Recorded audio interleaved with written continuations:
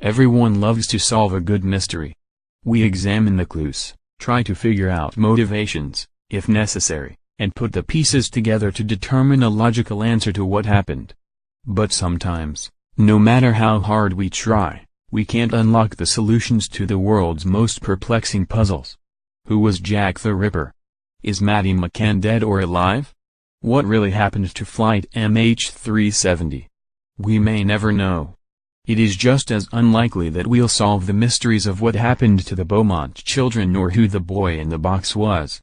On this list are 10 more mysteries for which we will probably never find the answers.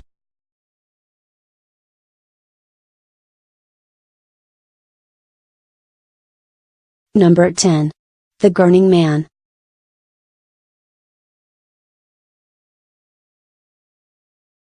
In the 1970s, several women in Glasgow, Scotland, reported a strange and terrifying phenomenon. A man who appeared to be in his 50s had started harassing them in a weird way.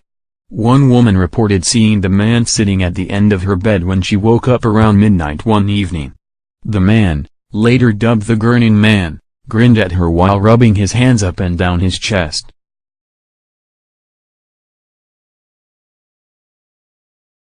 Yelling for her husband to wake up, the woman was astonished to find the man had disappeared without a trace. 2 teen girls also had a run-in with the Gurning Man one night as they were walking home. They both reported seeing an extremely skinny, bald man dressed in what looked like a leotard standing underneath a streetlight. As the girls passed him, he gave them a weird grin but didn't speak. When they looked back, he was gone. 17 complaints were filed between 1976 and 1979, 6 of which stated that the Gurning Man was inside the complainant's home. Most of the reports also stated that the man seemed to be extremely agitated. To this day, no one knows who he was or why he behaved so strangely. Number 9. Diane Childr accident.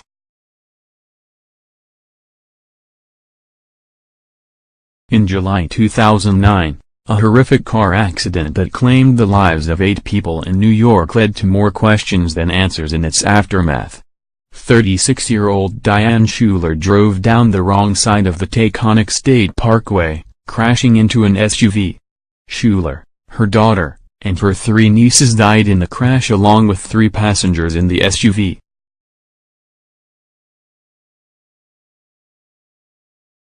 A bottle of vodka recovered from Childr's car and reports that she had bought orange juice that morning seemed to solidify that it was a clear case of driving under the influence that had gone terribly wrong. Autopsy reports confirmed that her blood alcohol level was more than twice the legal limit, and there was evidence of marijuana use shortly before the accident. However, Childr's sister-in-law had spoken to her an hour and a half before the accident happened and she did not think for 1 minute that Childr was drunk or high.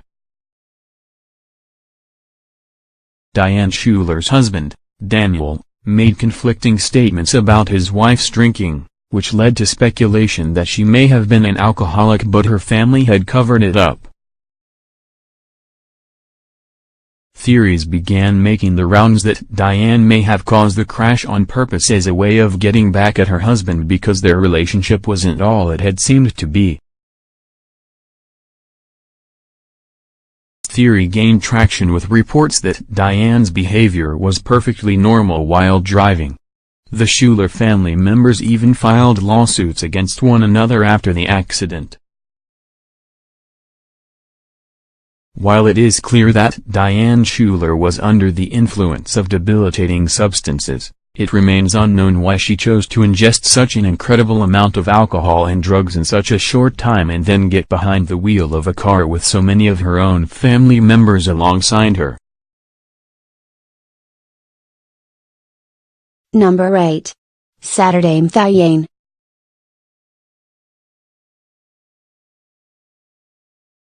In 1987, residents of Sundumili, KwaZulu-Natal, South Africa, discovered a young boy about 5 years old living in the wild. He had a broken leg and displayed animal-like behavior. Those who found him took the boy to the nearest police station. From there, he was taken to a school for disabled children where he was given the name Saturday Mthayen, Saturday because that's the day on which they discovered him, and Mthayen because this was the last name of the principal of the school.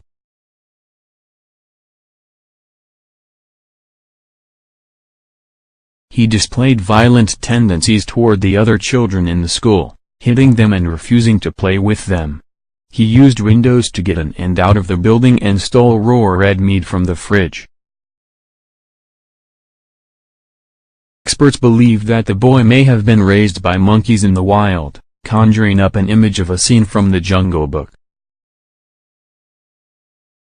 The boy also dug holes in the ground, had a penchant for bananas, and loved tossing food into his mouth. 10 years after he was found, Saturday only had one friend at the school, still didn't speak, and hadn't been sick once. While it is obvious that Saturday was abandoned or perhaps got lost, his mother was never found. His reason for being raised by animals in the wild remains a mystery. In 2007, Saturday died in a fire, his story forever unresolved. Number 7. Harassment of Bill and Dorothy Wacker. Bill and Dorothy Wacker were an average, quiet couple who lived in Ohio for most of their married life. For unknown reasons, they became the target of a violent harasser. Their torment started in 1984 and lasted until 1993. January 1985, after their house had been broken into and cleaned out for the third time in less than a year, Bill involved the police for the first time. That same year, Dorothy was attacked in their home while recovering from heart surgery. She allowed a man inside to use the telephone. He said goodbye after using the phone but never left. Instead, he sneaked up behind an unsuspecting Dorothy and hit her over the head. While she was unconscious, he tied her up and gagged her, leaving her on the kitchen floor. Luckily, she escaped largely unscathed. However, the harasser took several items from the house, including the revolver, watch, radio scanner, and camera. The unknown assailant returned the items to the house over the following months. The harasser began prank calling the couple, banging on their walls late at night, and leaving notes on their porch and walls. In 1993, the criminal struck again. He attacked Dorothy, leaving her with lacerations on her skull. The Wackers tried staking out their own house, hoping to catch the person tormenting them. But it was to no avail. Bill and Dorothy are both deceased now, and the person who made their lives hell was never caught. Number 6. Etienne Bodna and nooscopy. In the late 1700s, Etienne Bodna came up with the concept of nooscopy. He stated that he was able to see beyond the horizon because ships left a mark or indentation on the atmosphere. He worked on his talent from where he lived on Mauritius until he could predict multiple ships heading to the island while they were still beyond the horizon. He never failed in his predictions, successfully doing so for the arrival of 575 ships that docked at the island between 1778 and 1782. All his predictions were recorded, and Bodna was offered a large amount of money to reveal his secret. But he refused to tell anyone exactly how he was able to see the ships before they appeared on the horizon. When France rejected his idea to become a teacher of nooscopy in their country, Bodna returned to Mauritius and predicted the appearance of ships until his death. His secret went with him to the grave. Number 5. Sylvia Elasa and DC-3. In 1976, a cargo ship named Sylvia Elasa departed from Brazil en route to Philadelphia. The ship and its crew of 37 disappeared in the Bermuda Triangle with only a lifeboat and burned life preserver recovered. The fate of the ship remains a mystery. Similarly, in 1948, the pilot of a DC-3 en route from Puerto Rico to Miami reported landing gear problems shortly before takeoff.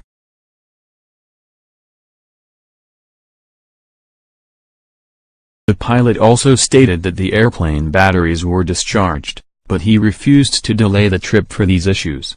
All went well with the flight until the plane was 80 kilometers from Miami. Then it simply disappeared and was never recovered. The 27 people aboard were never found, either. Number 4. Kyron Horman disappearance. On June 4, 2010, 7-year-old Kyron Horman arrived at Skyline Elementary School with his stepmother, Terry Moulton Horman. At 8:45, Terry left the school after seeing Kyron off near his classroom. One of the students later reported seeing Kyron at the south entrance to the school. When Kyron didn't appear in his homeroom class, his teacher reported him absent.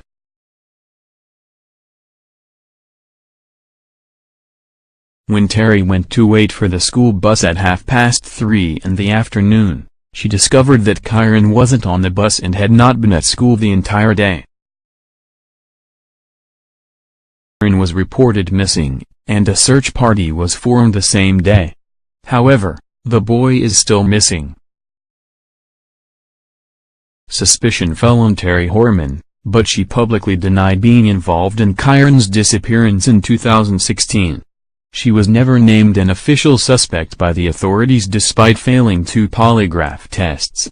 Kyron's fate remains to be discovered. Number 3. Sarah L. Winchester House.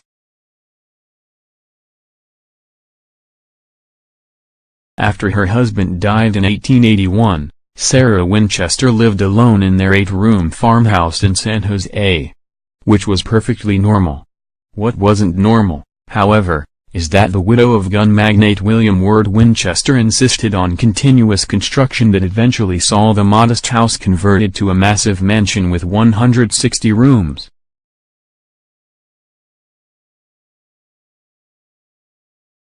Strangest part about the building was the multiple doors and stairwells that led to dead ends.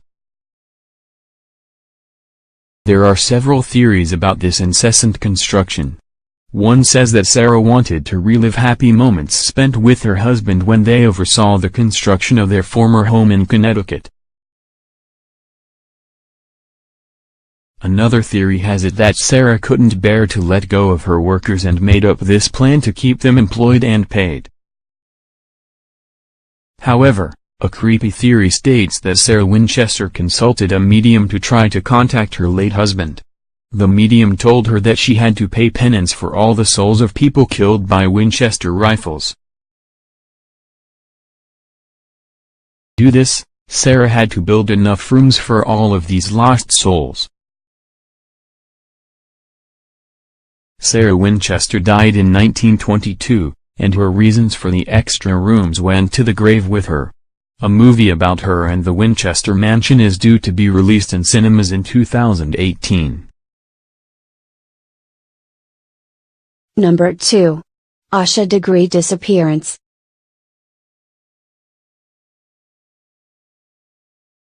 Early hours of February 14, 2000, 9-year-old Asha Degree packed her school bag and left her home. She started walking along the North Carolina highway. It was storming, but Asha kept walking until a passing motorist turned around and drove back her way. Then Asha ran into the woods.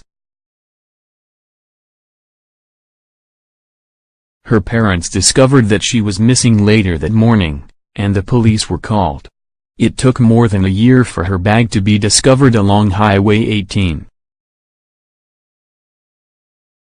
The site in the woods where Asha disappeared now sports a billboard asking for information about her disappearance. It remains unclear whether Asha Degree ran away from home or was abducted. In 2016, the FBI received a tip about a girl who looked like Asha and may have gotten into a distinctive vehicle on North Carolina Highway 18 back in 2000. However, her whereabouts are still a mystery. Number 1. Keith Bennett's remains.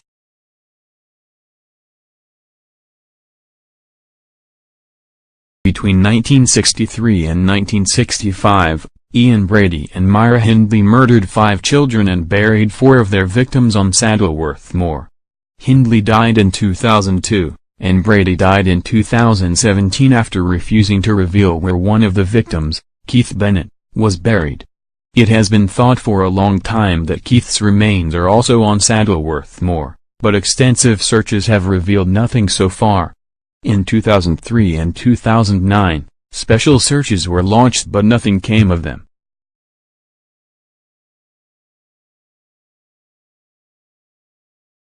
Ian Brady staunchly refused to help with any information during both of these searches. Keith Bennett's mother died in 2012 without being able to give her son a proper burial and farewell.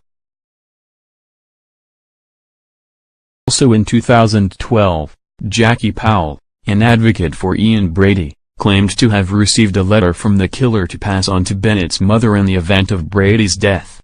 Powell was interrogated by police, but no letter was ever found.